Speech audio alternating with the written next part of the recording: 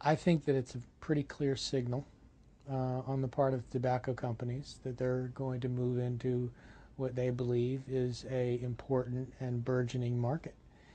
E-cigarettes last year only consisted of about 3 or 4% of the total market for nicotine products.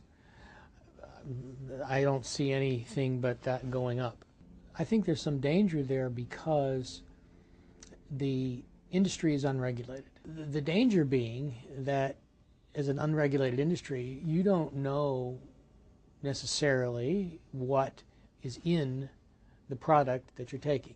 So if it says 1 milligram of nicotine, where is the quality control that we have when we manufacture medications? I think where we run into a cultural issue is, are these products being used for the eventual, will they be an eventual gateway to other products, cigarettes in particular? Will people try to use them as a cessation device? Now that, I find, from a health perspective, that's a very interesting one. It's a debate that goes on in the community. They could be. They could actually be very beneficial in the long run as a potential for cessation. We don't know what the intentions are when people go into a drugstore and buy them, and they haven't been tested yet as a cessation device. I think those trials need to be done, and it could very well be that you find that people can move from cigarettes to e-cigarettes to nothing. But we have to do the work. We have to do the studies to be able to do that. And when you do that, we do those kinds of things under the auspices of an FDA-regulated clinical trial. What I would like to emphasize is that I'm not suggesting that that these products are terrible or bad in that sense.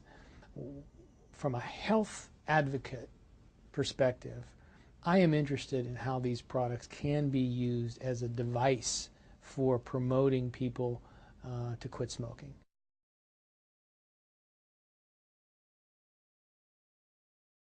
The tobacco industry has always targeted a young generation because they simply must replace the customers who either quit smoking or their most loyal customers who die because of tobacco-related diseases. We know very little. It's a relatively new phenomenon, and it needs to be very carefully researched before we actually can say that this is a safer product, because there are so many unknowns about electronic cigarettes. You know how kids are with all these new gizmos and gadgets and electronic devices. They're all over all these new technologies. So I wouldn't be tremendously surprised to see that they would be very interested in trying these new products. What we're trying to do with our educational campaign, we're just trying to inform the young people about these new products. And we try to be honest, fair. We say there's not enough research behind this product. We do say that these products contain nicotine, and nicotine is not a neutral substance.